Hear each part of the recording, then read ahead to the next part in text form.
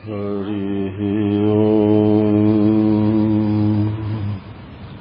हरि ओम हरि ओम।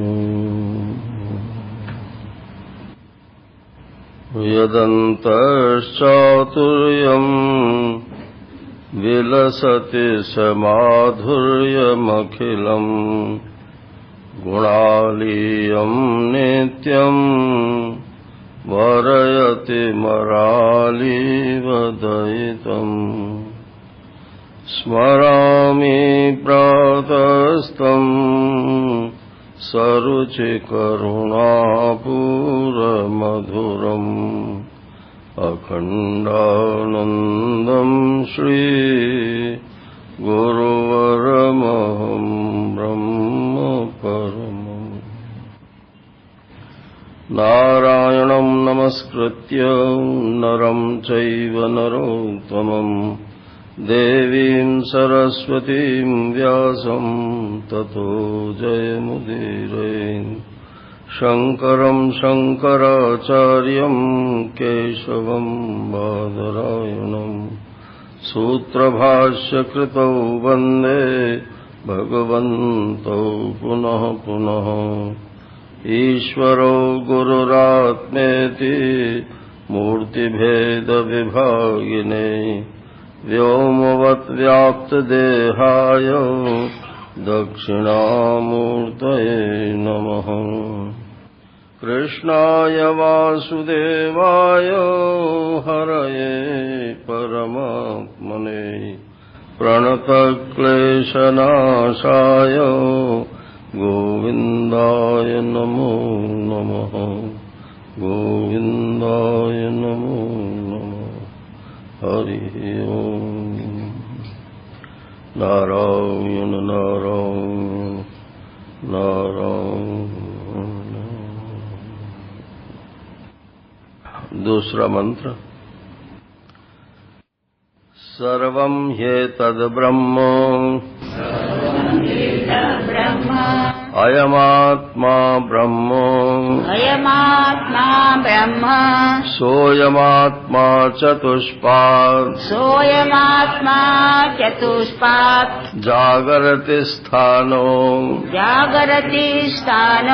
बहिष्प्रज्ञः बहिर्प्रज्ञः सप्तांग एकोनविंशतिमुखः स्थूलभुग् वैश्वानरः प्रथमः पादः स्वप्नस्थानो अन्तःप्रज्ञः सप्तांग एकोनविंशतिमुखः प्रविविक्तभुक् तैजसो द्वितीयपादः। प्रथम मंत्र में बताया था कि ये सब ओंकार ही है। उसी को दूसरे मंत्र में बताते हैं कि ये सब ब्रह्म ही है, क्योंकि ब्रह्म का नाम ओंकार है, ओम है। नाम और नामी के अभेद से ये बात कही गई। कल एक सज्जन ने ये बात पूछी थी, उसे स्पष्ट कर दें।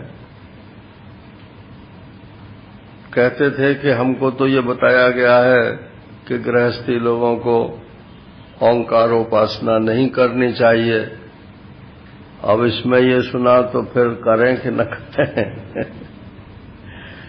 तो गृहस्थी कौन होता है? जो घर में रहता है उसका नाम गृहस्थी है क्या? घर में तो सभी रहते हैं। महात्मा भी किसी न किसी घर में ही रहता है।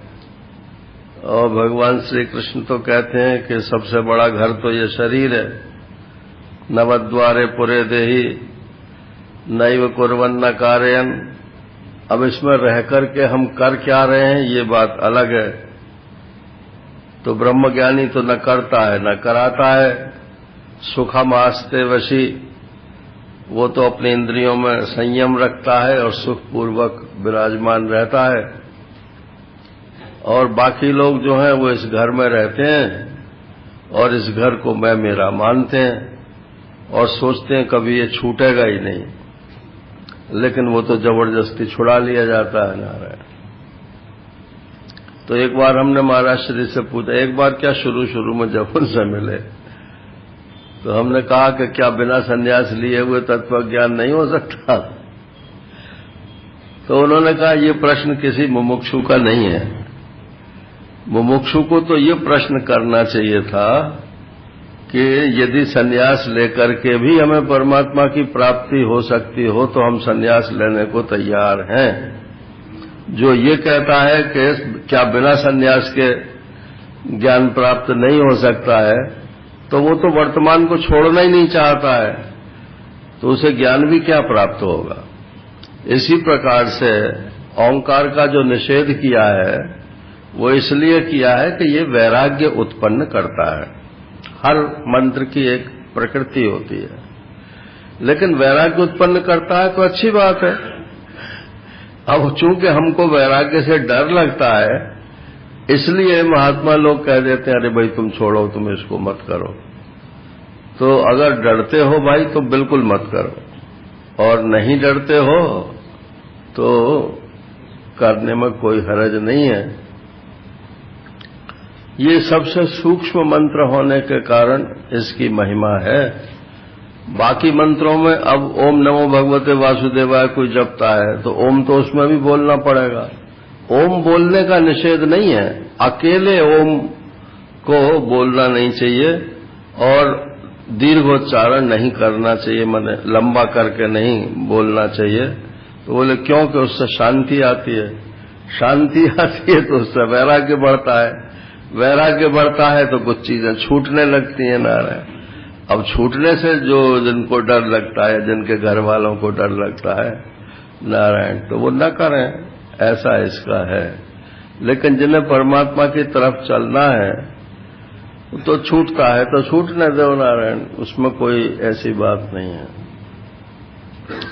और यदि आप विधि के बहुत ही कायल हों तो ठीक है, मत करो। जब आपके मन में वैराग्य आ जाए तब कर लेना, मगर वो घड़ी आएगी भी कि नहीं आएगी कह नहीं सकते। अच्छा, हम कहते हैं कि सर्वम ही एतद ब्रह्मो, ये सब ब्रह्म ही है। कल इसकी व्याख्या तो हो चुकी है, एक दो बात और बतानी है। ये सब ब्रह्म है और ये आत्मा, अयम आत्मा ब्रह्म, ये महावाक्य है, अयम आत्मा ब्रह्म। तो देखो, यह सब ब्रह्म है और यह आत्मा ब्रह्म है, तो तीन चीजें हुई ना।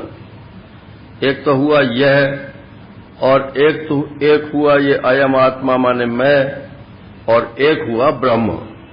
तो ब्रह्म तो ये भी है और ब्रह्म ये भी है। ब्रह्म तो कॉमन है दोनों में, लेकिन ये जो भेद है वो मैं और ब्रह्म का नहीं है, या यह और ब्रह्म का भेद नहीं है। भेद जो मालूम पड़ रहा है वो यह और मैं का भेद मालूम पड़ रहा है। तो ये संसार ब्रह्म है, तो बोले संसार ब्रह्म है तो इसमें कुछ चाहो मत। जब ब्रह्म, तुम भी ब्रह्म हो, ये भी ब्रह्म है, तो चाहने से क्या तुम्हें मिल जाएगा? ब्रह्म, आप ब्रह्म हो तो आपको कुछ चाहने से नई चीज मिल जाएगी क्या? ब्रह्म तो आप हो ही हो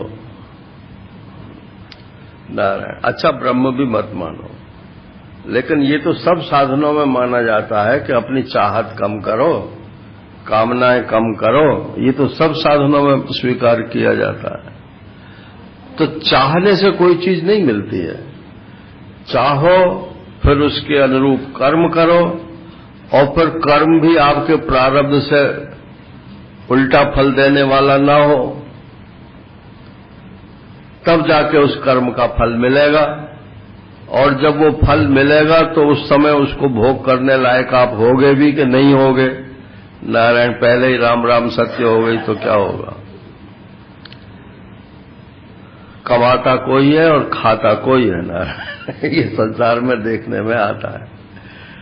तो हम तो दूसरों ही के लिए कर रहे हैं, अपने लिए हमने क्या किया है।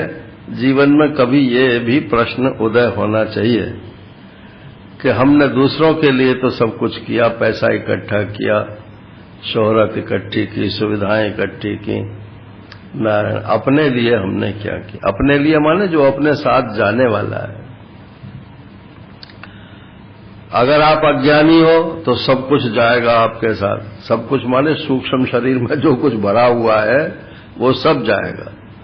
और यदि आप तत्वज्ञानी हो तो स्थूल तो सबका यहीं रह जाता है, और तत्वज्ञानी का तो सूक्ष्म शरीर भी यहीं बिखर जाता है। वो तो वहां कुछ न जाना है न आना है नारायण। वो तो ज्ञान प्राप्त होते ही मुक्त हो जाता है। तो मुक्ति से थोड़ा डर तो लगता है, सबको ही लगता है, क्योंकि वो छुटने की जो एक बात दिमाग में आती है, लेकिन डरना नहीं चाहिए। तो सर्वम ह्येतद् ब्रह्म, तो एतद् का जो अधिष्ठान है वो भी ब्रह्म है, और आत्मा का जो अधिष्ठान है वो भी ब्रह्म है। लेकिन ये ब्रह्म तो एक ही है, लेकिन एतद् तो कभी मालूम पड़ता है और कभी मालूम नहीं पड़ता है। अब पुराने लोगों को तो मालूम हो गया, अधिक यहाँ तो बिल्कुल कभी कोई बिल्डिंग ही नहीं थी, जंगल था, कोई आता नहीं था, आवाज नारायण, महल तो महले खड़े हुए हैं। तो ये तो सब बदल रहा है, कभी मालूम पड़ता है, कभी मालूम नहीं पड़ता है। लेकिन जब नहीं था तो भी आपने ही देखा था, और अब जब है तो भी आपने ही देखा है, तो आप तो नहीं बदले ना। तो ये मैं तो बदलता नहीं है, और जो यह है ये बदलता जाता है। तो ये जो यह ब्रह्म है, जब ये कहते हैं तो इसको सीधा सीधा ब्रह्म मत मान लेना ना। बदलते हुए ब्रह्म है, और ये अविचल बिना बदले हुए ब्रह्म है। तो अगर आपको ब्रह्म का ज्ञान प्राप्त करना है तो इस यह में मत ढूंढना, इसको आत्मा में ही ढूंढना, क्योंकि ये स्थायी वस्तु है। हम तो पुराने जन्मों से आ रहे हैं। अच्छा, तो तुम्हारा मैं तो पुराने जन्मों से आ रहा है, और आगे भी हम अनेक जन्मों में जाएंगे। तो आपका मैं तो सतत बना ही हुआ है ना। और बोले ये तो यहीं रह जाएगा। अब ये यहीं रह जाएगा तो ये कैसे ब्रह्म हो सकता है। तो इसलिए ये ब्रह्म भी दो प्रकार का होता है। दो प्रकार का अर्थ माने प्रक्रिया ग्रंथों में ये बात बताई जाती है कि एक तो बाध सामानाधिकरण्य से ब्रह्म होता है, और एक मुख्य सामानाधिकरण्य से ब्रह्म होता है। तो ये आत्मा जो है, अधिकरण तो दोनों का ब्रह्म ही है, अधिष्ठान तो दोनों का ब्रह्म है, लेकिन एक अविचल है और एक परिणामी है। तो परिणामी में ब्रह्म को मत खोजना, परिणाम का बाध करके ब्रह्मत्व की प्राप्ति होती है। और अयम आत्मा ये सीधा सीधा ही ब्रह्म है। अच्छा, मोमबत्ती जो है और सूर्य, ये दोनों दो हैं कि एक है? मोमबत्ती और सूर्य ये दोनों एक हैं कि दो हैं? तो बोले प्रकाश की दृष्टि से तो दोनों एक हैं, लेकिन जिस उपाधि में वो प्रकाश प्रकट हो रहा है उस उपाधि का भेद है, इसलिए दोनों में भेद मालूम पड़ता है। तो प्रकाश की दृष्टि से तो मुख्य सामानाधिकरण्य है, और उपाधि की दृष्टि से बाध सामानाधिकरण्य है। तो इस शरीर को छोड़ दो तो आप ब्रह्म हो। और ये जो जीवात्मा है ये कोई, जैसे कल बताया ना, ये खामे खां है, चीज तो कुछ है नहीं है। तो इसका आप विवेचन कर लो कि ये आखिर वस्तु है क्या, निकलेगी ब्रह्म ही। इसलिए ये सीधा सीधा ब्रह्म है, और ये जो है इसको छोड़ना पड़ेगा आपको, इसका ख्याल छोड़ना पड़ेगा। शरीर के प्रति थोड़ा अटैचमेंट जो है, आसक्ति जो है वो छोड़नी पड़ेगी। तो सर्वम ह्येतद् ब्रह्मो अयमात्मा ब्रह्मो नारायण। अब ये आत्मा के लिए यहां शास्त्र में, भाष्य में खास तौर से सब जगह प्रत्यगात्मा शब्द का प्रयोग होता है। बोले ये आत्मा कौन सा है कि प्रत्यगात्मा। तो प्रत्यगात्मा क्या है? प्रत्यक माने भीतर, और आत्मा तो आत्मा है ही। ये भीतर वाला जो आत्मा है, तो बोले भीतर वाला कौन सा? कल आपको 4 बताए थे ना, शरीर, जीवात्मा, साक्षी और ब्रह्म। 4 में भाग करने के लिए बताए थे। तो ये शरीर जो है, इसको प्रत्यगात्मा नहीं बोलते हैं। इस शरीर के भीतर, तो बोले वो जीवात्मा हुआ। बोले उसको भी प्रत्यगात्मा नहीं बोलते हैं कि नहीं, उसी को प्रत्यगात्मा बोलते हैं। साक्षी तो उसका स्वरूप है, और साक्षी का जो वास्तविक स्वरूप है वो ब्रह्म है। ये जीव, साक्षी और ब्रह्म, ये रिफाइनमेंट है। ये ब्रह्म का स्थूल रूप साक्षी है एक शरीर को लेकर के, और फिर उसका और स्थूल रूप जीव है इस शरीर के साथ प्राण, मन, इंद्रियां, इन सब को लेकर के। उसी को प्रत्यगात्मा बोलते हैं। प्रत्यगात्मा माने जो अपने शरीर, इंद्रिय, प्राण, मन, बुद्धि, इन सबको अपनी मानता है और हमेशा इन्हीं के साथ साथ घूमता है, उसको बोलते हैं प्रत्यगात्मा। जैसे मान लो आपका एक कमरा है, मकान में एक अलग कमरा है, लेकिन आप उस अकेले कमरे में कभी जाते ही नहीं हो।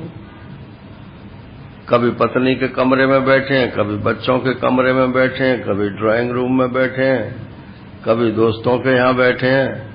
वो जो एकांत है आपका, उसमें आप कभी जाते ही नहीं हो ना। तो आप प्रत्यक्ष तो हैं, कमरे में तो हैं आप, वो मकान में तो हैं, लेकिन चूंकि सब लवाजमा के साथ रहते हैं, इसलिए आपको अपने स्वरूप का अनुभव नहीं होता है। यदि आप अपने कमरे में चले जाएं एकांत में, तो आपका नाम साक्षी हो जाएगा। और यदि वहां बैठे बैठे आपको ये बोध हो जाए कि मैं तो कमरे में भी हूं और संपूर्ण सृष्टि में मैं ही हूं, तो आप ही ब्रह्म हो जाओगे। कोई अलग से इसकी प्रक्रिया नहीं होती है। तो कहते हैं अयम आत्मा ब्रह्म, यही जो प्रत्यगात्मा है, जो इस सब लवाजमे को लेकर के घूम रहा है, इस लवाजमे को आप थोड़ा अलग कर दो अपने से, और सिर्फ ज्ञान को पकड़ लो, साक्षी स्वरूप को पकड़ लो, अपने कमरे में आ जाओ, और फिर बोलो कि ये जो ज्ञान है, ये तो विषय का ज्ञान कि ज्ञान से विषय। विषय से ज्ञान होता है या ज्ञान से विषय का ज्ञान होता है? ज्ञान से विषय का ज्ञान होता है ना। तो आप वो जो, आप तो ज्ञान है, आप विषय का ज्ञान नहीं है, आप ज्ञान है, बस हो गए ब्रह्म नारायण। ये तो जरा सी चाबी दूसरी तरफ को घुमानी है, ताला खुल जाता है। सोयमात्मा चतुष्पाद। यहां एक बात बड़ी अच्छी कही है कि ये आत्मा ज्यों का त्यों ब्रह्म है, या इसमें कुछ रगड़पट्टी करके, सफाई करके इसकी, तब फिर ये ब्रह्म बन जाएगा। नारायण जो बनेगा वो बिगड़ेगा जरूर। तो अंतःकरण का नाम यदि ब्रह्म होता, तब तो इसकी रिगड़ाई की जरूरत थी। इसमें से ये वासना निकालो, इसमें से ये विक्षेप निकालो, इसमें से ये निकालो, वो निकालो, करते रहो। लेकिन जो असली प्रकाश है, यदि आप उसको नहीं पकड़ते हो, तो इन सबको करने से भी ब्रह्मत्व का ज्ञान नहीं होगा। तो वेदांत में इसको बोलते हैं शास्त्र में कि वेदांत में क्रिया का अन्वय नहीं होता है, माने कुछ करके ब्रह्म हो जाते हो, ऐसा नहीं है। आप पहले से ही ब्रह्म हैं, सिर्फ जानते नहीं हैं, इसलिए अज्ञान से ही उसकी जो अज्ञातता है वही बंधन है और कुछ नहीं।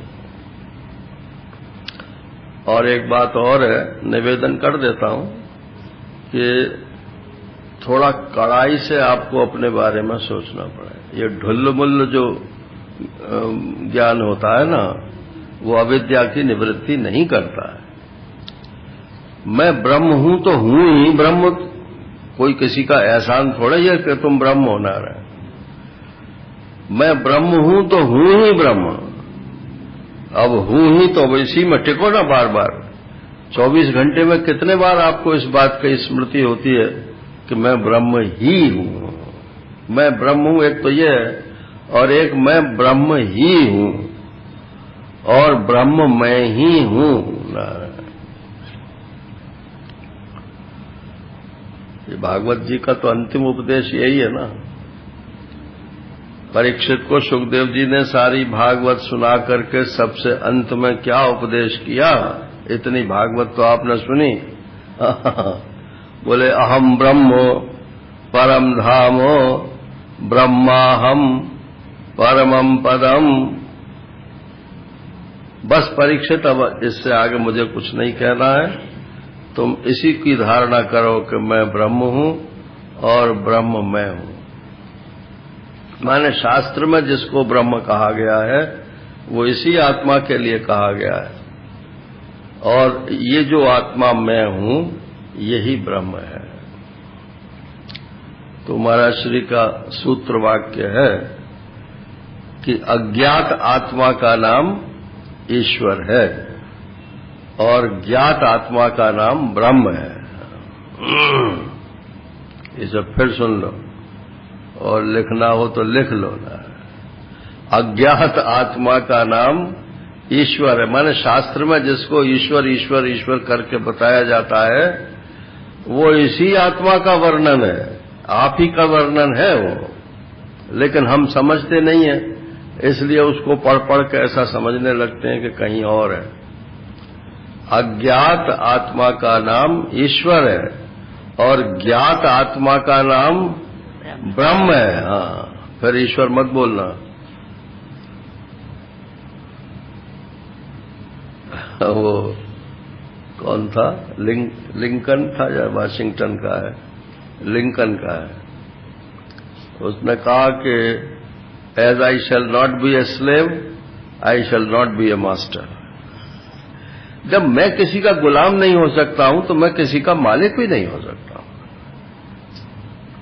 तो ईश्वर माने तो मालिक होता है ना, और जीव माने गुलाम होता है।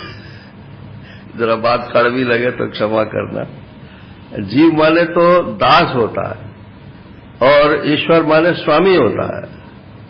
तो बोले जब तक आप अपने को नहीं जानते हो तो अपना स्वामी किसी को मान लो, कोई बात नहीं, लेकिन जिस दिन आपको ये मालूम पड़ेगा कि मैं ब्रह्म हूं तो उस दिन न कोई स्वामी होगा न कोई दास होगा, सब एक ही कक्षा में हो जाए। उसी को ब्रह्म बोलते हैं। स अयम आत्मा चतुष्पाद। अब ये जो प्रक्रिया इसमें है मांडुक्य की, ये विशेष है। वेदांत में मुख्यतया 3 प्रक्रियाएं हैं। वैसे तो 25-26 प्रक्रियाएं सिद्धांत लेश संग्रह में इकट्ठी कर रखी हैं। 25-26 तो उन्होंने इकट्ठी की हैं, और भी हो सकती हैं। महाराज श्री तो कहते थे जब 25-26 लोगों ने अलग अलग ढंग से विचार करके और निष्कर्ष एक ही पर पहुंचे हैं कि आत्मा ही ब्रह्म है, तो क्योंकि हमको भी फिर साहस हो जाता है कि हम भी 27वीं प्रक्रिया निकाल लें। नारायण, ये तो जो सामने वाला है वो कैसे समझेगा, इसके लिए प्रक्रिया होती है, कोई रटने के लिए प्रक्रिया नहीं होती है। तो 25-26 प्रक्रियाओं में 3 प्रक्रियाएं मुख्य हैं।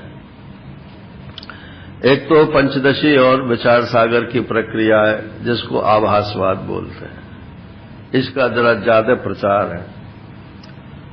और एक अवच्छेदवाद की प्रक्रिया है, इसका कम प्रचार है, यद्यपि उसके दृष्टांत जो हैं वो खूब सुनने में आते हैं। और एक ये एक जीववाद की प्रक्रिया है। तो ये एक जीववाद की प्रक्रिया जो है ये मांडुक्य उपनिषद और योग वासिष्ठ, इसमें ये प्रक्रिया है। तो जो वैराग्यवान अंतःकरण है उनको ये प्रक्रिया ज्यादा भाती है। एक जीव बात, देखो जैसे आप सपना देखते हो तो आप कितने रूप में देखो उस समय? एक तो वो है जो पूरे सपने को देख रहा है। बोले महाराज श्री ने कहा कि हम कुंभ नहाने जा रहे हैं, सपने में देखा कि हम कुंभ स्नान करने जा रहे हैं, तो वहां गंगा जी भी बह रही हैं, महात्मा लोग भी हैं और भीड़ भाड़ है और नावें हैं और ये हैं, सबको देखने वाला एक तो वो है। आप खटिया वाला मत समझ लेना, माने एक तो है स्वप्न दृष्टा जो पूरे सपने को देख रहा है, और एक उस कुंभ के दृश्य में हम भी जो है अपने धोती लटकाए हुए चले जा रहे हैं स्नान करने के लिए। तो एक वो जो वहां हम खुद जा रहे हैं, एक वो है, तो उसको बोलते हैं स्वप्न पुरुष। स्वप्न में जो मैं पुरुष रूप से हूं उसको बोलते हैं स्वप्न पुरुष। और एक जो समूचे स्वप्न को देख रहा है, एक है वो स्वप्न दृष्टा, और एक है स्वप्नाभिमानी। दृष्टा तो अभिमानी नहीं होता है, लेकिन सुबह उठ करके ये कौन बोलता है कि मैंने सपना देखा, तो न तो दृष्टा ने अभिमान किया और न उस स्वप्न पुरुष जो था न उसने अभिमान किया।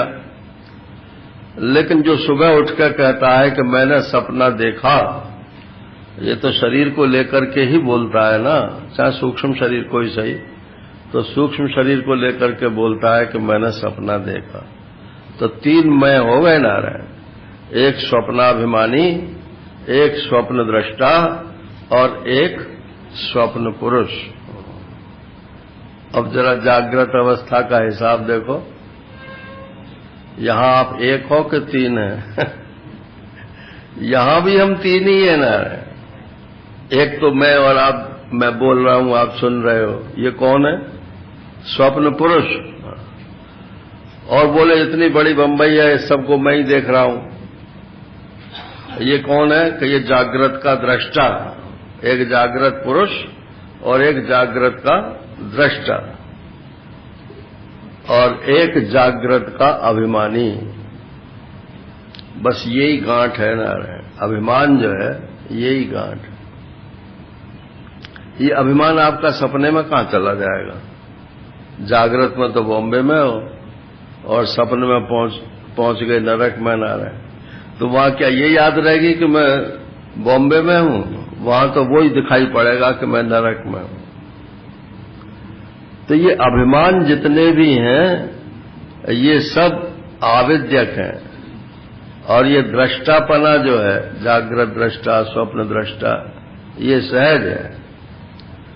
और ये जो पुरुष है ये व्यावहारिक है। जागृत का पुरुष जो है वो स्वप्न पुरुष के रूप में उपलब्ध नहीं होता है। हाँ, अस्मिता से पहचान हो जाती है कि ये वही है। बाजे बाजे आदमी को देखते हैं तो बोले कि शायद ये वो आदमी है। अब और पास को आता है, बोले आप कहीं वो तो नहीं हो? बोले नहीं, आपको गलत फहमी हुई है। तो साम्य से, सादृश्य से ये भ्रम हो जाता है। तो ऐसे ही स्वप्न पुरुष में और जागृत पुरुष में कोई साम्य, थोड़ा सा साम्य होने के कारण हम कह देते हैं कि मैं वही हूं जो जागृत वाला मैं था, वही सपने में कुंभ का स्नान करने जा रहा हूं। वो बिल्कुल नहीं होता है, वो दूसरा ही आदमी होता है।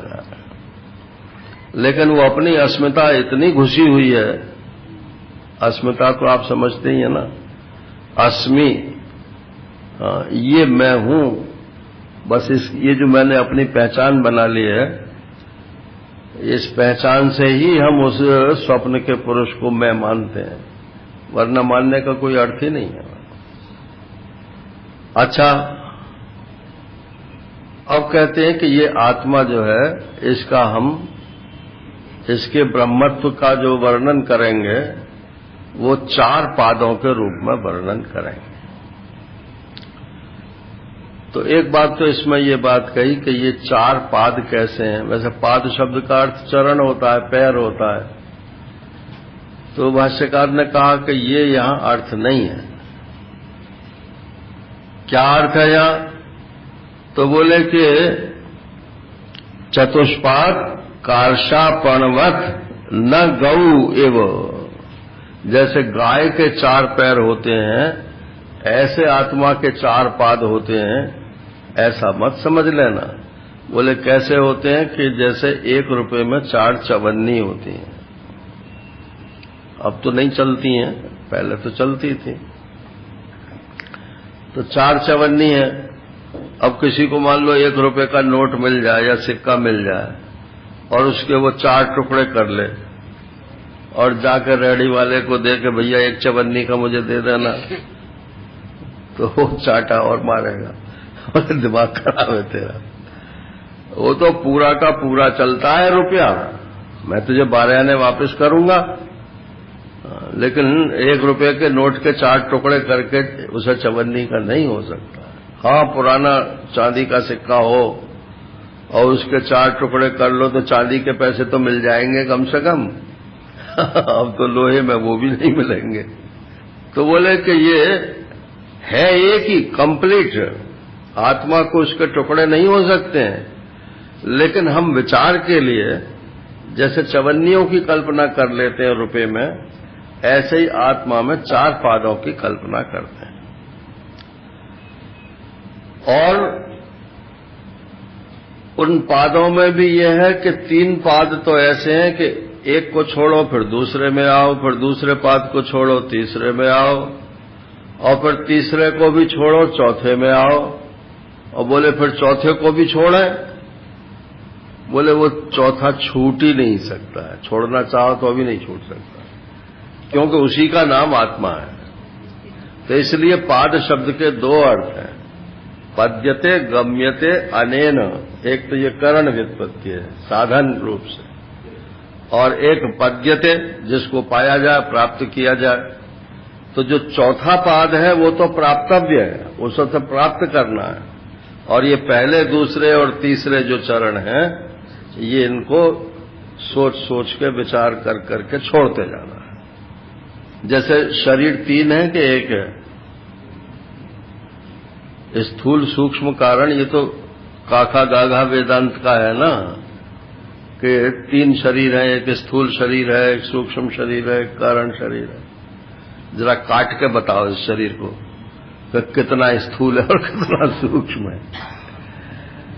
तो एक ही शरीर है, लेकिन जैसे विचार के लिए उसके 3 हिस्से कर लिए, विचार के लिए जैसे हमने उन्हीं 3 के 5 कोष बना लिए।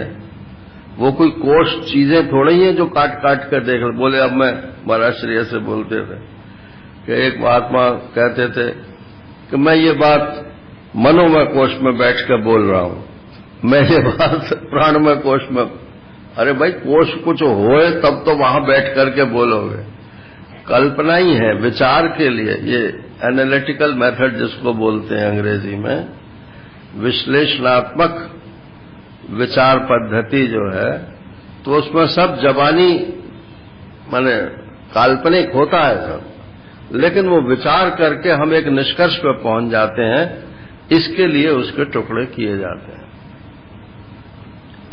अच्छा, ये जागृत स्वप्न सुषुप्ति, ये तीन हैं कि एक ही है? शरीर और कोष की बात तो हो गई, ये जरा थोड़ा रिवॉल्यूशनरी वेदांत है। तो बोले कि ये 3 है कि जागृत स्वप्न सुषुप्ति हमेशा से सुनते आए हैं, 3 अवस्था 3 गुण। ये गुण भी 3 नहीं है, ये तो प्रकृति, एक ही प्रकृति के फंक्शनल नेम्स हैं, उसके कार्य को लेकर के उसके 3 गुण बता दिए जाते हैं। तो ऐसे ही क्या कह रहा था मैं, तो शरीर 3 शरीर 5 कोष जागृत, स्वप्न, सुषुप्ति। आप इस समय जागृत हो कि स्वप्न हो कि सुषुप्ति में हो, किसमें हो? जागृत में हो? अरे कोई लोग सो रहे होंगे। किसी की जागृत है, किसी की स्वप्न है। और यहां बैठ करके जो सो भी नहीं रहा होगा, वो सोच रहा होगा कि अभी तो 8:15 हुई हैं, 15 मिनट पीछे ये काम करना है, हाँ तुरंत उठ के भागूंगा। तो वो वर्तमान में है कहाँ? वो जागृत में, वो तो अपने मनोराज्य में घूम रहा है ना। तो जागृत अवस्था में भी तीनों हैं। जो सो गए वो सुषुप्त हैं, और जो मनोराज्य कर रहे हैं कि हमें ये करना है, हमें ये करना है, हमें ये करना है, तो वो तो स्वप्न में घूम रहे हैं। और जो ध्यानपूर्वक सुन रहे होंगे नारायण, वो जागृत है। तो ये आगे अभी बोलने वाले हैं जागृत स्थान। तो पहले जागृत अवस्था में इस आत्मा का वर्णन करते हैं। तो यहां कहते हैं कि जागृत अवस्था क्या है कि बस मैं जाग रहा हूं, ये अभिमान ही जागृत अवस्था है। अगर आपका ये अभिमान खो जाए, सो जाए, तो आपकी जागृत अवस्था नहीं है। जागृत स्थानो, अब बोले ये आपकी का क्या मतलब हुआ? आपकी अवस्था है, आपकी माने आत्मा की अवस्था है? बोले नहीं, ये बुद्धि की अवस्था है। बहिष्प्रज्ञ। दूसरा लक्षण इसका क्या है कि आपकी बुद्धि बाहर की तरफ देख रही है, इसी को जागृत अवस्था कहते हैं। और इसी समय आप अपने भीतर देखने लगो तो जागते हुए भी आप बहिष्प्रज्ञ नहीं रहना। मनोराज्य करने लगे तो अंतःप्रज्ञ हो गए, और समाधि में चले गए तो प्रज्ञान घन हो गए, और अपने ब्रह्मत्व में जग गए नारायण तो तुरीय हो गए, चतुर्थ पाद में पहुंच गए। एक ही जगह में सारी चीजें अपने आप आ जाती हैं। ये तो ये प्रज्ञा ही असल में बाहर भीतर होती रहती है, और ये आपके हाथ की बात नहीं है। ये पूर्व संस्कारों से ये बुद्धि जो है कभी बाहर की ओर जाती है, कभी भीतर की ओर आती है, कभी ठप हो जाती है, और सत्संग में जाकर के ये विद्या के द्वारा ये अपने स्वरूप में बैठ जाती है। वो जैसे पिंगला वेश्या थी ना, तो भागवत में सुनते ही हो आप, तो वो प्रतीक्षा में थी अपने ग्राहकों के में, तो कभी भीतर जाती थी, कभी बाहर आती थी नारायण। जब देखा कि अब कोई नहीं आएगा, रात्रि बीत गई, तो फिर जाकर के वो चैन से सो गई।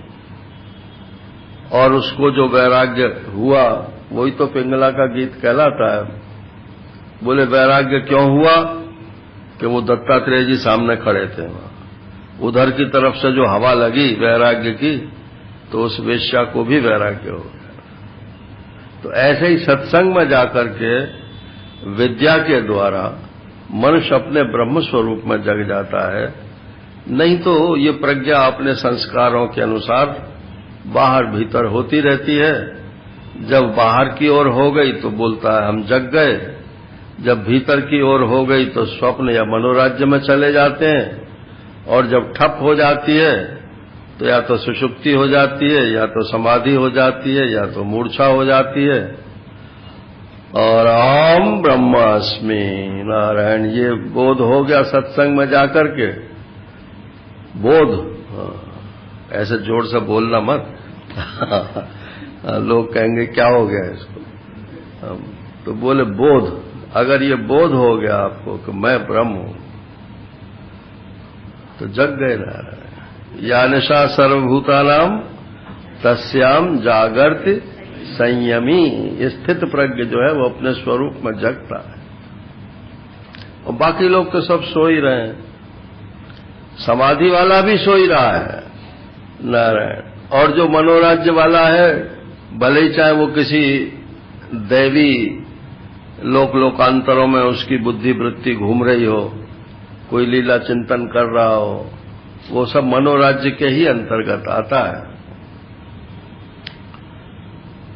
और चाहे कोई काम धंधे में लगा हुआ हो, ये जागृत अवस्था है। तो जागृत स्थानो बहिष्प्रज्ञ।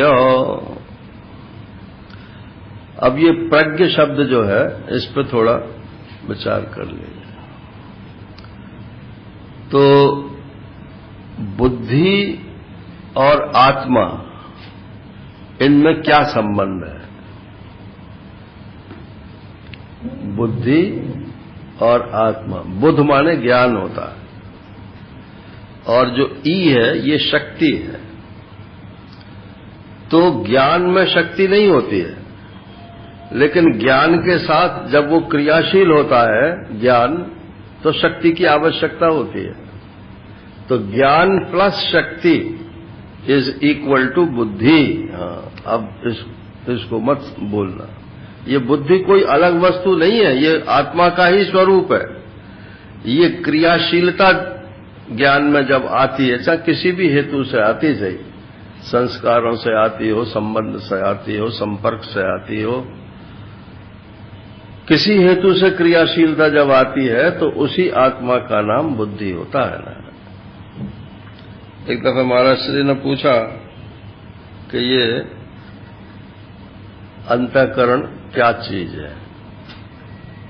वो ऐसे प्रश्न कर देते थे, मतलब विचार जगाने के लिए। बोले ये अंतःकरण क्या चीज है। 5-7 लोग थे हम, किसी ने कुछ बोला फिर वो चुप हो गए। तो हमने कहा आप भी तो निर्णय दीजिए ना कि क्या चीज है। बोले अरे हमने तो बहुत साल इसी बात में गंवा दिए। सांख्य कहता है कि बुद्धि एक स्वतंत्र इकाई है, स्वतंत्र चीज है। न्याय कहता है कि बुद्धि स्वतंत्र है। भौतिकवादी कहते हैं कि बुद्धि ही है, आत्मा है ही नहीं। बौद्ध कहते हैं बुद्धि ही है, आत्मा है ही नहीं।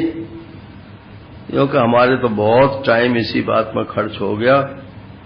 अंत में जाकर जब पता चला तो यही पता चला कि अज्ञात आत्मा का नाम ही बुद्धि है। जब तक आप आत्मा को जानते नहीं हो तब तक उसी को बुद्धि कहते हैं। प्रक्रियावादी जो है उसी को आभास बोलते हैं, चिदाभास बोलते हैं ना। तो चिदाभास किसी में आभास पड़ेगा तब ना। चैतन्य का कोई आभास नहीं पड़ सकता है ना। तो ये आभास सिर्फ कहने के लिए होता है। जैसे मोटे शब्दों में बोलते हैं ना, पुत्र को देख लिया और पिता को भी देखा है हमने, तो हम फौरन पहचान लेते हैं कि अरे भाई तुम फलाने के लड़के हो। कि हाँ जी, कि हाँ होड़ मारती है ना, माने आभास होता है, थोड़ी थोड़ी साम्य। तो ये बुद्धि में जो साम्य है वो क्या है कि ये अपने को आत्मा घोषित कर देती है उस ज्ञान बुद्ध के बल पे और शक्ति के बल पर घोषित करती है। इसलिए ये बुद्धि जो है आत्मा ही है, लेकिन ये क्रियाशील आत्मा है। और निष्क्रिय जो बुद्धि है उसी को आत्मा बोलते हैं। उसका लिंग परिवर्तन हो जाता है जब निष्क्रिय हो जाती है। फिर न वो पिता रहती है न माता रहती है। तो जागृत स्थानो बहिष्प्रज्ञ हो।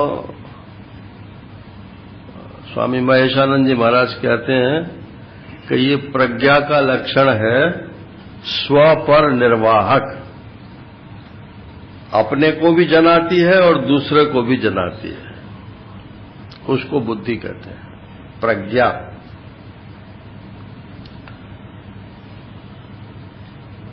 और जो सिर्फ अपने तक ही रहे उसको बोलते हैं आत्मा।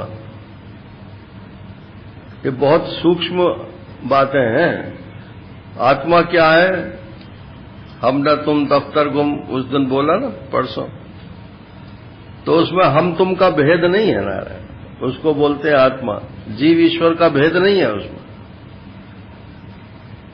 और जिसमें भेद होता है उसको बोलते हैं बुद्धि। स्व पर निर्वाहक, ये बुद्धि का लक्षण है। अपना आपा और पर माने दूसरा, अपने को और दूसरे को जो जनावे उसको बोलते हैं बुद्धि, और जो सिर्फ अपने को ही जनावे उसको बोलते हैं आत्मा। और जहां स्व और पर का कोई भेद ही न हो उसको बोलते हैं ब्रह्म। अब ज्यादा सीरियस बात नहीं करनी चाहिए, थोड़ा हंसा दें आपको। तो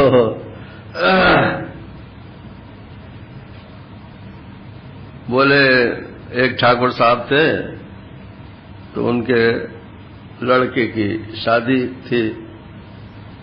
तो पहले नाई लोग जो थे वो जरा खासुल खास होते थे जमींदारों के यहाँ। तो वो हजामत बना रहा था उनकी।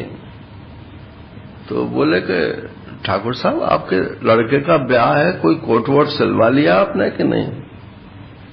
अरे बोले हम तो सोच रहे हैं अब नहीं सिलवाते, अब इतनी जल्दी कोई देगा भी नहीं। अरे बोले ऐसे कैसे हो जाएगा, आपके लड़के का ब्याह है और आप नए कपड़े भी नहीं पहने। बोले नहीं, अब मैंने ऐसे ही सोचा कि नहीं सिलवाऊं। बोले कोई बात नहीं, आप मत सिलवाओ, मेरे पास एक कोट है और वो बिल्कुल नया है, आप उसे ले लेना और शादी कर आना। बोले अच्छा चल भाई ऐसा ही सही। और महाराज कोट पहन के शादी में चले गए।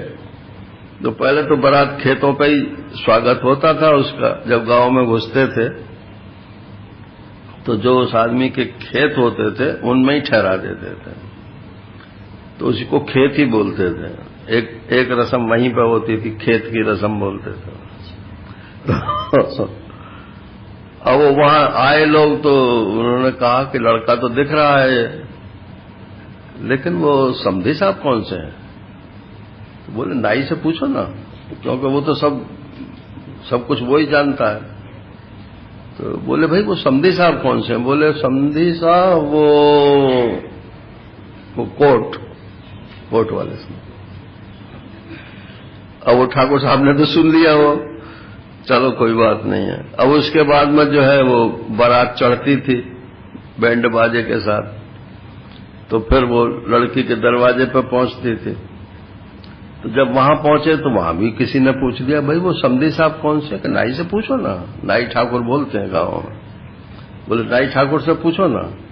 बोले भाई समधी कौन साहब है? कि समधी साहब वो सब लाल कोट। अब उनको ठाकुर साहब को बड़ा गुस्सा आया। बोले ये मेरी हर जगह जो है, इसको कोट का अपना बड़ा गौरव है। तो उसको एकांत में बुलाया, क्यों बे ये कोट का बार बार क्यों जिक्र करता है? तो बोले सरकार भूल हो गई, अब आगे कोई जिक्र नहीं करूंगा। तो अब भावरों पे गए नारायण, फेरे जिसको बोलते हैं। तो वहां किसी ने पूछा कि भाई समधी साहब कौन से हैं? बोले समधी साहब ये लाल कोट नहीं साहब, कोट का कोई जिक्र नहीं। समधी साहब ये और कोट का कोई जिक्र नहीं। अब तो ठाकुर साहब को और भी ज्यादा गुस्सा आया। अरे कोई जिक्र नहीं तो कोट तो आ ही गया ना बीच में। फिर उसने कान पकड़ लिए नारायण। अब जब वापसी होने लगी बारात की तो फिर पूछा कि भाई वो चलते चलते तो बता जा कौन से समधी साहब हैं? बोले साहब वो समधी साहब वो सुधार साहब कोट पहन रहे हैं ना साहब, और वो कोट भी उनका ही है। तो उससे कोट उतारा, उसके सिर पर दे मारा। बोले तू अपना कोट ले, मेरा पीछा छोड़। नारायण। तो जहां पे कोट का कोई जिक्र न हो और कोट उतार के फेंक दिया जाए नारायण, उसको तो बोलते हैं ब्रह्म। No mention. और साक्षी किसको बोलते हैं? बोले कोट तो है मगर कोट का कोई जिक्र नहीं। और जीवात्मा किसको बोलते हैं? कि जो कोट पहने हुए है। तो ये प्राण इंद्रिय मन, ये जो कोट है हमारे, इन कोटों को जो धारण करके मानता है कि मैं कोट पहने हुए हूं, नारायण उसी को बोलते हैं जीव। तो चीज तो एक ही है, बस ये है कि एक का अभिमान कहीं है, एक ने अभिमान गला दिया है और एक ने अभिमान बोले अभिमान नाम की चीज ही नहीं। तो ब्रह्म में कोई अभिमान नहीं है, साक्षी अभिमान का साक्षी है और जो जीवात्मा है वो अभिमानी है। तो ये जागृत स्थान, ये जागृत अवस्था का तो अभिमानी है आत्मा इस समय। और बहिष्प्रज्ञा, और इसकी प्रज्ञा इस समय बुद्धि जो है वो बाहर की ओर देख रही है, इसलिए इसको जागृत बोलते हैं। और सप्तांग, इसके 7 अंग हैं। आत्मा तो है अंगी और इसके 7 अंग हैं। कौन कौन से 7 अंग हैं? तो अभी तो एक शरीर में ही घटा लो ऐसा, क्योंकि इस पर अभी तो कल भी विचार होगा। तो एक शरीर में 7 अंग कौन से हैं? तो अपने शरीर के 7 हिस्से कर लो, जैसे भी आप चाहो वैसे हिस्से कर लो। एक हिस्सा ये गले से ऊपर का, एक हिस्सा ये यहां तक चूंडी तक का, और एक हिस्सा नीचे तक, और फिर एक हिस्सा नीचे। 4 तो यही हो गए। 5 हाथ पैरों का मान लो, मुंह मान लो। तो 7 हिस्से इसके जैसे चाहो वैसे कर लो। यहां जो भाष्य में लिखा है उसकी चर्चा कल करूंगा मैं। तो बोले सप्तांग, तो जैसे एक शरीरी तो होता है अंगी और उसके 7 अंग होते हैं, ऐसे ही इस जागृत अवस्था में इसके 7 अंग हैं। ये मैंने जो पाठ करवाया था ना आपको, इसीलिए अलग अलग करके करवाया था। जागृत स्थान 1, बहिष्प्रज्ञा 2, सप्तांग 3, 19 मुखा माने 19 मुख 4, और स्थूल भुक्, स्थूल विषयों का भोक्ता 5, और वैश्वानरा, ये नाम उसका है वैश्वानर 6, और प्रथमा पादा, ये 7। ये जागृत अवस्था का 7 हिस्सों में विश्लेषण करने के लिए इस प्रकार से इसका विवेचन यहाँ किया है। शेष चर्चा भी। हरि ओम पूर्णमदः पूर्णमिदम् पूर्णात् पूर्णमुदच्यते पूर्णस्य पूर्णमादाय पूर्णमेवावशिष्यते। ओम शांति शांति शांति। हरिओम। पूज्य महाराज जी के चरणों में प्रणाम। आज अखात्री जी 20 अप्रैल शुक्रवार, अब शांति पाठ होगा। हरिओम। ओम पूर्णमद पूर्णमिदं पूर्णात् पूर्णमुदच्यते पूर्णस्य पूर्णमादाय पूर्णमेवावशिष्यते। ओम शांति शांति शांति। हरि ओम। श्री गुरुभ्यो नमः। हरि ओम।